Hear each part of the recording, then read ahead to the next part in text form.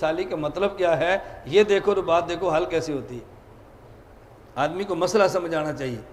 مجھے ایک مماتیت کے بڑے نامور آدمی ہیں, میری ان سے ویسی ملاقات تھی, میں ملتا تھا, بند کمرے ملاقات ہوئی تو مجھے وہ کہنے لگے کہ تفسیر عثمانی میں ایک بات ہے جو ہمارے موقف کی تائید کرتی ہے. میں نے کہا فرمائیں, تمہارے موقف کی تائید تفسیر عثمانی میں کیسے ہے؟ یہ انک لا تبصر الموتیٰ کی تحت. وہ کہنے لگے حضرت شاہ صاحب رحمۃ اللہ علیہ کے حوالے سے حضرت مولانا شبیر احمد عثمانی رحمہ اللہ لکھتے ہیں کہ شاہ صاحب فرماتے تھے قبر میں پڑا ہے دھڑ جو بے جان ہے وہ نہیں سنتا روح سنتی ہے. اور ایسے لکھا ہے قبر میں پڑا ہے دھڑ وہ بے جان ہے وہ نہیں سنتا روح سنتی ہے. اب دیکھو بظاہر ہماری تردید ہو رہی ہے نا کہ یہ مردہ نہیں سنتا اور ان کی تائید ہو رہی ہے. مجھے کہتا ہے دیکھو, میں نے کہا حضرت ایک معنی آپ بیان فرمائیں اس پر میں اعتراض کرتا ہوں, پھر اس کا معنی میں بیان کرتا ہوں اس پر آپ اعتراض کریں, دونوں کا حق حاصل ہے. مجھے کہتا ہے جی بتائیں. میں نے کہا آپ کیا اس کا مطلب یہ ہے کہ یہ جو جسم پڑا ہوا ہے قبر میں اس کے ساتھ سما کا دور دور کا کوئی تعلق نہیں ہے, اور جو سما ہوتا ہے وہ روح کو ہوتا ہے جو علیین کے اندر ہے؟ مجھے کہتے ہیں جی ہاں. میں نے کہا جی ہم یہاں بیٹھے ہیں اور جس مردے کو ہم نے سلام کیا ہے وہ قبرستان میں ہے.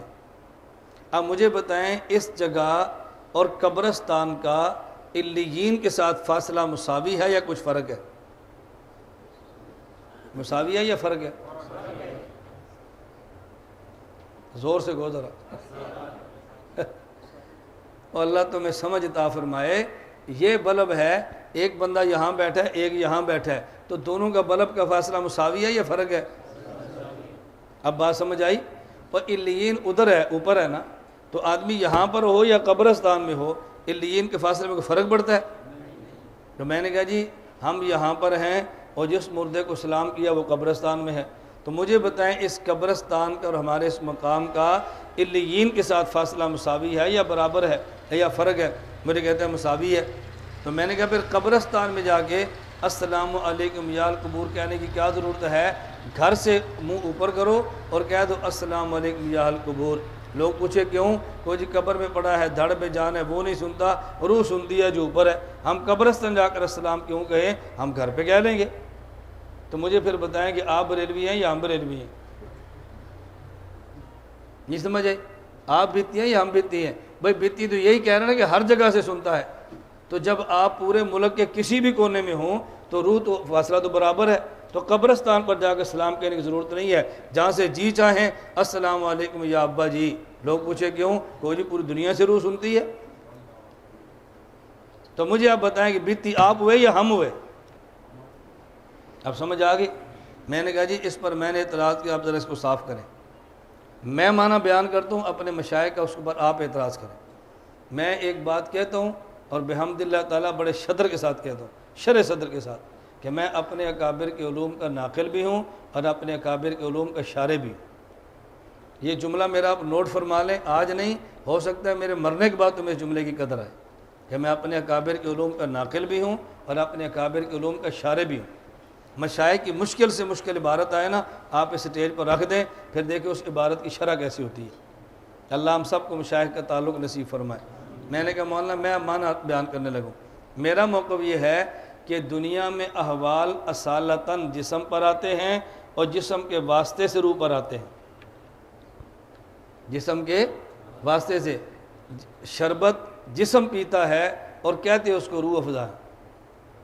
شربت جسم پیتا ہے اور کہتے ہیں اس کو روح افزا ہیں. اب پیا زبان نے ہے, مزے روح نے لیے ہیں. قرآن کان نے سنا ہے, مزہ روح کو آیا ہے. خدمت آپ نے استاذ کے جسم کی ہے اور خوش استاذ کی روح ہو رہی ہے. معلوم ہوتا ہے کہ دنیا میں احوال اصالتاً جسم پر آتے ہیں, روح پر آتے ہیں, جسم پر آتے ہیں اور جسم کے واسطے سے اس کے اثار روح پر آتے ہیں. اور قبر میں احوال اصالتاً آدمی کی روح پر آتے ہیں اور روح کے واسطے سے ان احوال کے اثار جسم پر آتے ہیں. اور اگر یہ بات سمجھ نہیں ہو تو پھر نیند کو سمجھو. اگر یہ بات سمجھ نہیں ہو تو پھر نیند کو سمجھو. اللہم بسمک اموت واحیا الحمدللہ الذی احیانا بعد ما اماتنا. جا ویلنا من باسنا من مرقدنا، دیکھیں موت کو نیند اور نیند کو موت کہا نا، میں نے کہا آپ کو سمجھ یوں آئے گی۔ آدمی مسجد میں اعتکاف کی حالت میں سویا ہوا اور دوپہر کو اٹھا ہے اور غسل کرنے کے لیے چلا گیا ہے، اور اگر مسئلہ پوچھتا ہے کہ استاد جی میں سویا ہوا تھا، مجھے غسل کی حاجت پیش آ گئی اور میرا غسل کی حاجت پیش آ گئی، میں غسل کر کے آ گیا ہوں، تو بتائیں میرا اعتکاف ٹوٹا ہے کہ نہیں؟ آپ اس سے پوچھیں تجھے غسل کی حاجت کیسے آ گئی؟ تو اکیلا سویا ہوا تھا، تیرے پاس یہاں آئی کوئی نہیں ہے، غسل کیسے ہوا؟ بات سمجھ آ رہی ہے؟ بھائی تو مسجد میں سویا ہوا ہے نا، یا تو کوئی عورت ہے ہی نہیں، تجھے غسل کی حاجت کیسے پیش آ گئی ہے؟ وہ کیا کہے گا؟ میں نے خواب دیکھا ہے۔ کیا کہے گا؟ میں نے خواب دیکھا۔ اب بتاؤ یہ جو خواب میں کارروائی ہوتی ہے یہ جسم کرتا ہے یا روح کرتی ہے؟ جی، اس کا مطلب یہ ہے کہ سارے احوال روح کے اوپر آئے ہیں، اور آثار کس کے اوپر ہیں؟ آثار کس کے اوپر ہیں؟ کارروائی روح نے کی ہے اور شلوار جسم کی خراب ہے۔ نہیں، بات سمجھے نا، احوال کس کے اوپر آ رہے ہیں؟ روح پر، اور آثار کس کے اوپر ہیں؟ تو اسی طرح قبر میں احوال اصالتاً روح پر آتے ہیں اور اس کے روح کے واسطے سے آثار جسم پر آتے ہیں۔ میں نے کہا شاہ جی کے جملے کا مطلب یہ ہے قبر میں پڑا ہے دھڑ جو بے جان ہے، اصالتاً وہ نہیں سنتا، سنتی روح ہے اور روح کے واسطے سے جسم سنتا ہے۔ تو یہاں جو نفی ہو رہی ہے یہ اصالتاً سننے کی ہو رہی ہے اور بالطبع سننے کی نفی نہیں ہو رہی۔ اور اس پہ قرینہ کیا ہے؟ میں نے کہا اس پر قرینہ یہ ہے کہ جب آپ نے السلام علیکم یا القبور کہہ کے روح کو سنانا ہونا تو آپ قبرستان جاتے ہیں اور پھر روح کو سناتے ہیں۔ کیوں؟ اس لیے آپ کا اور روح کا اتنا طویل فاصلہ ہے کہ یہاں سے روح آپ کے سلام کو سن نہیں سکتی، لیکن چونکہ روح کا جسم سے تعلق جڑا ہوا ہے، آپ نے جسم کے پاس جا کر السلام کہا تو پہلے روح نے سنا اور روح کی واسطے سے جسم نے سنا ہے۔ براہ راست تو روح نہیں سن سکتی نا، وہ تو علیین میں ہے، لیکن روح کا تعلق جسم سے، اور جسم کہاں پر ہے؟ قبرستان میں ہے، اس لیے وہاں جا کر السلام علیکم کہتے ہیں اور گھر بیٹھے اوپر منہ کر کے السلام علیکم یا القبور نہیں کہتے۔ میں نے کہا اسے دیوبندی کہتے ہیں، اسے بریلوی کہتے ہیں۔ بدعتی تم ہو اور بدنام ہمارے اکابر کو کرتے ہو۔ گل سمجھ آئی تو انہوں؟ پہلی دفعہ نہیں سمجھ آتی، تھوڑی دیر لگتی ہے، پھر تھوڑی دیر لگتی ہے۔ میں ذرا غازی خان کا بیان کر کے آیا تو ایک مولوی صاحب تھے، انہوں نے کہا میری لڑکی نے دورہ حدیث کی ہے تو کہہ دیا بیان دو۔ میں نے آپ کی کیسٹ اس کو بیان میں دی، سمجھ آئی؟ کہتے کہ نہیں۔ میں نے کہا ولا سن۔ انہیں دوسری بار سنا، میں نے پوچھا سمجھ آئی؟ کہتے کہ نہیں۔ میں کہا ولا سن۔ اس نے تیسری بار سنا، میں نے کہا سمجھ آئی؟ کہتے کہ نہیں۔ اس نے وہ مجھے سمجھانا ہی چاہ رہا تھا کہ میری بیٹی نے دورہ حدیث کیا ہوا ہے تو 3 مرتبہ تیری کیسٹ سمجھ آئی، اس کو نہیں سمجھ آ رہی، ہم عام لوگ کیسے بیان سمجھیں؟ میں نے کہا نہیں سمجھتے، ذوق ہونا تھوڑا سا تو بیان کیسے سمجھ نہیں آتا۔ میں اکثر حضرات سے کہتا ہوں بھائی میری کیسٹ سنو، بیان سنو۔ ساتھی سمجھتے پتہ نہیں اس کو شوق ہے اپنی ویڈیو دکھانے کا۔ میں کہتا ہوں آپ اس کو سنو، پھر دیکھو آپ پر مسئلہ کیسے کھلتا ہے۔ آپ ایک بیان میرا سن لو، 4 جمعے پڑھاؤ۔ تو یہ میں جھوٹ نہیں بول رہا، میرے ساتھ رابطے میں ایسے علماء بھی، ایسی عالمات بھی، دونوں قسم کے رابطے ہیں جو میں کہتے ہیں مولانا آپ کا بیان سنتے ہیں اور بیان کے بعد 4 جمعے پڑھاتے ہیں۔ اور ایسی بہت ساری عالمات میرے علم میں ہے کہ جو بعض مدارس میں کہتی ہیں کہ ہم آپ ایک کیسٹ سنتے ہیں اور اس کو سن پر 100 کتاب کا مطالعہ کرنے کی بجائے ہمارے سارے شکوک و شبہات آپ کی کیسٹ سے دور ہوتے ہیں۔ میں شارجہ سفر پہ تھا تو ایک ساتھی نے میرے اپنے گھر دعوت کی اور ماشاءاللہ بڑی لائٹ کھانے اس نے بنائے۔ لائٹ کھانے سمجھتے ہو؟ اب آپ کے لائٹ کا مطلب ہوگا وہ نے روشنی نکل دی ہو۔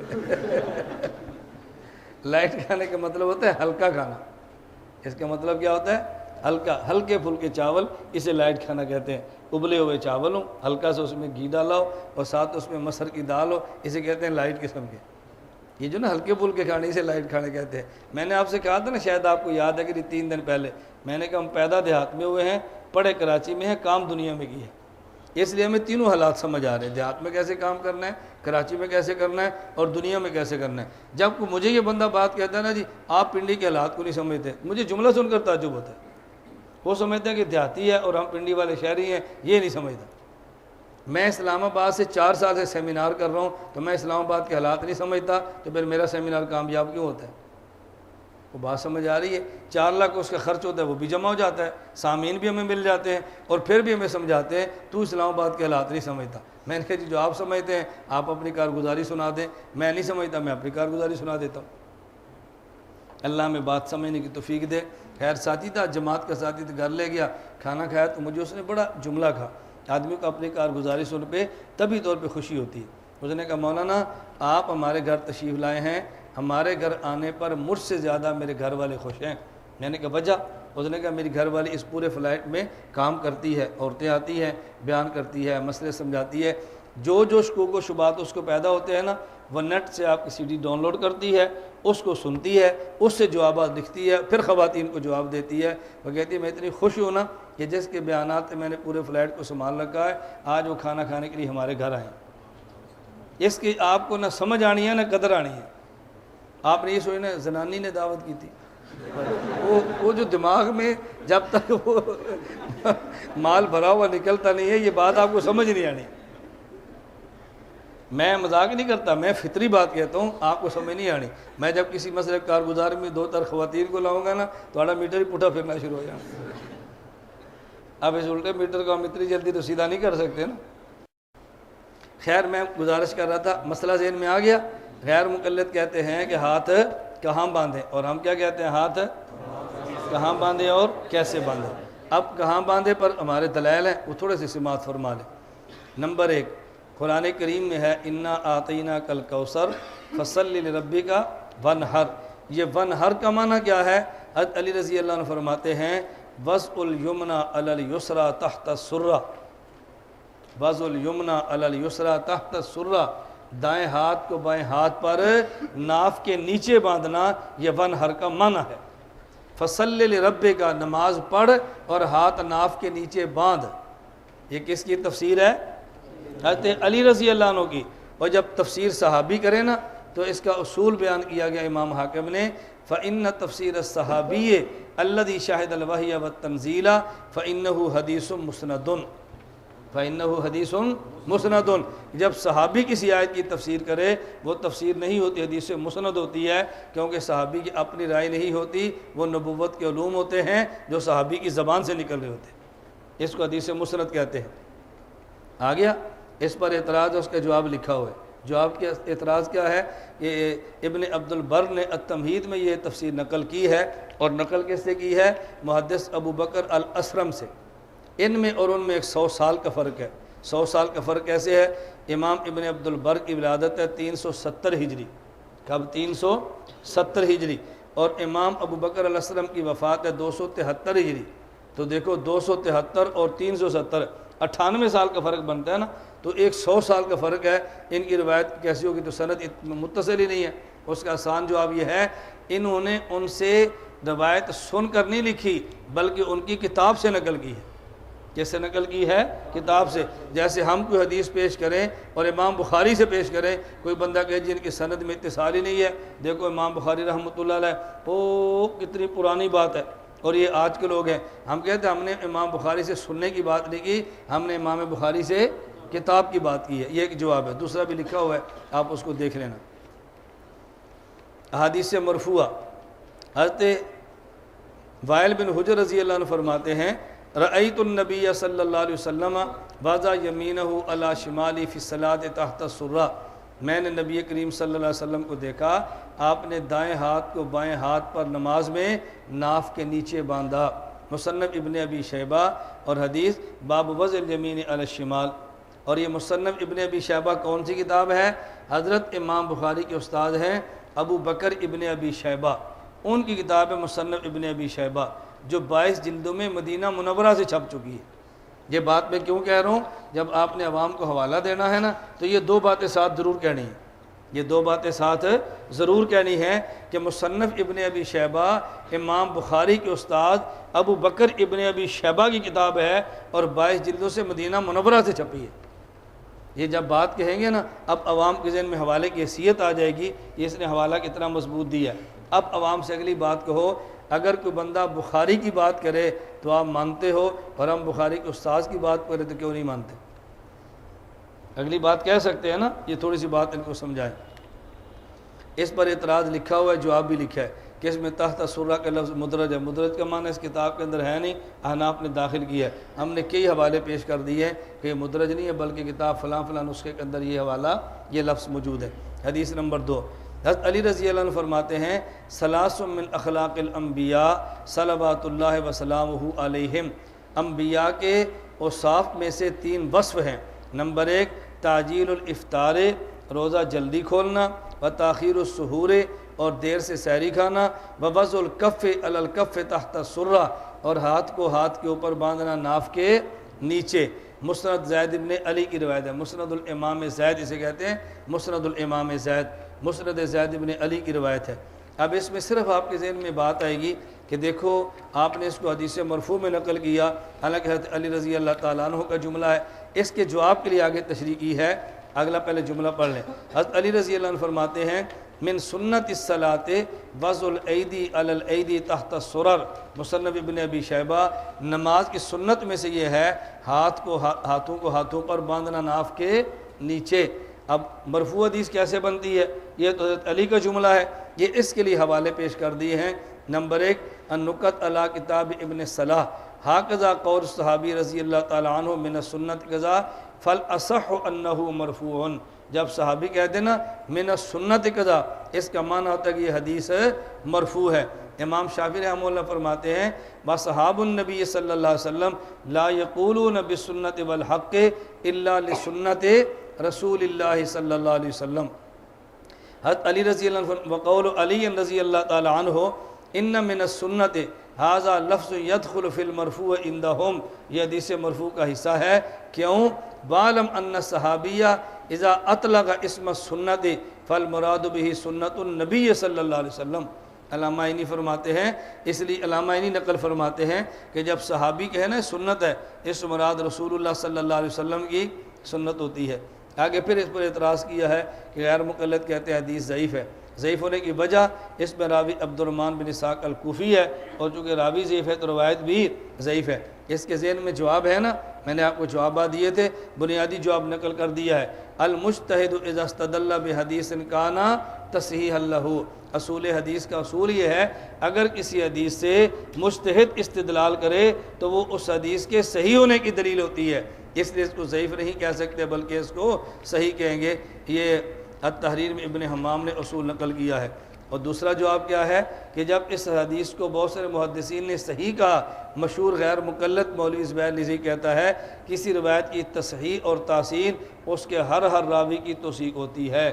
جب محدثین نے صحیح کہہ دیا تو تمام راویوں کی اس کے اندر توثیق آ جاتی ہے۔ آگے سارے حوالے پیش کر دیے، امام ترمذی نے امام حسن کہا، امام حاکم نے صحیح الاسناد کہا، امام ذہبی نے صحیح الاسناد کہا، امام ضیاء الدین مقدسی نے صحیح کہا، سارے حوالے دیے۔ اور جواب نمبر 3 کیا ہے؟ اگر اس راوی عبد الرحمن بن اسحاق پر بعضوں نے جرح کی ہے تو اس کی بہت حضرات نے تعدیل فرمائی ہے، اور جب کسی راوی پر جرح بھی ہو دوسرے محدثین تعدیل فرمائیں تو اس کی روایت حسن کے درجے میں پہنچ جاتی ہے، اس لیے آپ اس کو صحیح نہ مانیں تو حسن کا درجہ آپ کو ضرور دینا پڑے گا۔ حدیث نمبر 4 حضرت انس رضی اللہ عنہ فرماتے ہیں ثلاث من اخلاق النبوہ، نبوت کے اوصاف میں سے 3 چیزیں ہیں۔ نمبر 1 تعجیل الافطار، روزہ جلدی کھولنا۔ نمبر 2 وتاخیر السحور، سحری دیر سے کرنا۔ نمبر 3 ووضع الید الیمنی علی الیسری فی الصلاۃ تحت السرہ، دائیں ہاتھ کو بائیں ہاتھ پر باندھنا نماز کے نیچے۔ یہ حدیثیں ہم نے بیان کر دی ہیں۔ آگے احادیث موقوفہ، احادیث موقوفہ کا مطلب کیا ہے؟ صحابہ کے آثار اور صحابہ کے اقوال۔ حضرت علی رضی اللہ تعالیٰ فرماتے ہیں السنت وضع الکف علی الکف فی الصلاۃ تحت السرہ، سنن ابی داؤد باب وضع الیمنی علی الیسری فی الصلاۃ۔ حضرت علی نے فرمایا کہ سنت یہ ہے ہتھیلی کو ہتھیلی پر رکھا جائے نماز میں ناف کے نیچے۔ حضرت علی رضی اللہ تعالیٰ کا قول دوبارہ کیوں لائے ہیں؟ ہم کہتے ہیں یہ موقوف بھی ہے اور حکماً مرفوع بھی ہے، حکماً مرفوع بھی ہے۔ اس کو مرفوعات میں نقل کریں تب بھی ٹھیک ہے اور موقوفات میں نقل کریں تب بھی ٹھیک ہے۔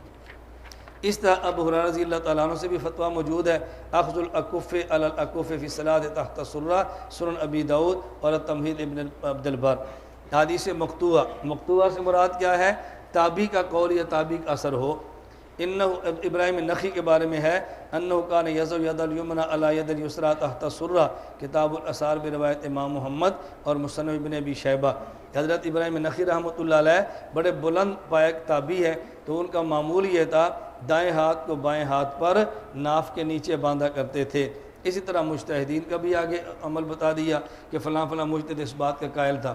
پتہ یہ چلا کہ ناف کے نیچے ہاتھ باندھنا یہ رسول اللہ صلی اللہ علیہ وسلم سے بھی ثابت ہے، صحابہ کرام سے بھی ثابت ہے، اور تابعین سے بھی ثابت ہے، اور ائمہ مجتہدین کا بھی مسلک ہے۔ اس لیے اس کو خلاف سنت قرار دے کر نماز کو باطل کہنا یہ بہت بڑی نادانی اور کم عقلی کی بات ہے۔ ہم اس کو سنت ان دلائل کی بنیاد پہ سمجھتے ہیں۔ ایک سوال ذہن میں رکھ لیں، اور ایک غیر مقلدین کا